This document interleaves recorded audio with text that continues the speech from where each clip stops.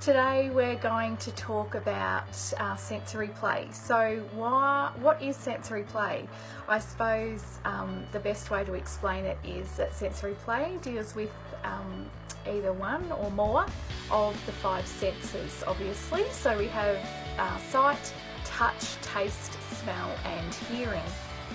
So normally, I suppose as a preschool teacher, a sensory play that most often we would classify as sensory play was different textures and feelings, more to do with touch and smell, I suppose, than any of those other things, but all of the senses could be included.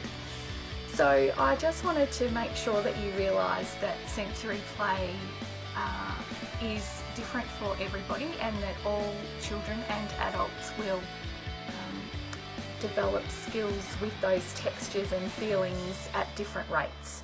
So sensory play actually helps us to develop connections in the brain, and some people have those earlier than others. So children who may be fine using a Play-Doh, which is quite dry and solid, might just not cope at all with using finger paint, which is obviously a lot runnier and sort of wet and sticky and things like that. So all children are different, and we just need to really make sure that we keep that in mind when we go and make sure that we find something that's suitable for your child. So children can actually be overstimulated, and it's not necessarily with us providing them a sensory experience, but it can just be in life, I suppose. So I actually noticed on the television yesterday, I'm pretty sure it was Coles, have just started in some of their stores time where children with autism, who can be especially overstimulated at times, they're going to dim the lights in the supermarket, turn off the music, turn down the dingers on the cash registers, stop trolley collections, just to make it a much calmer and more peaceful environment for children who get overstimulated. So I thought that was a fantastic thing. If your child does get overstimulated, a quiet place is often a really good spot. If they could have somewhere sometimes a bit dark and quiet, maybe set up a little tent or something where they can go and get some peace and quiet. So there's also children who are understimulated, and that can create some issues as well. So they might start, it's called stimming, and stimulating themselves, where they might flap their arms, click their fingers, they might actually bite themselves, make noises, flap spoons or things around in the air that actually provides more stimulation for them. So things that you can try for those children might be playing music in the background, putting on a diffuser with different smells to actually help stimulate those children so that they can be more focused. So I know that for me, if I'm trying to work, I certainly can't have music going in the background, but I know that my children both have quite loud music going when they are concentrating. So it's just different people react in different ways to different things.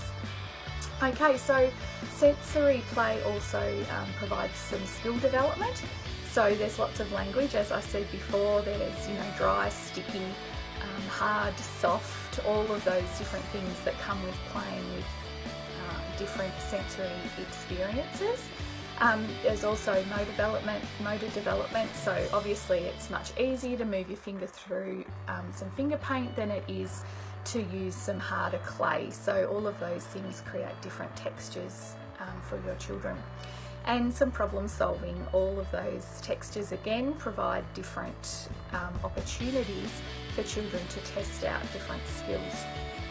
So there's some of the benefits. Sensory play can calm an anxious child.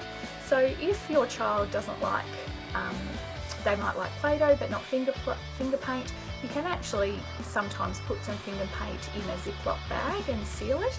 So the child can actually have the sensation of moving the finger paint without getting sticky and wet fingers.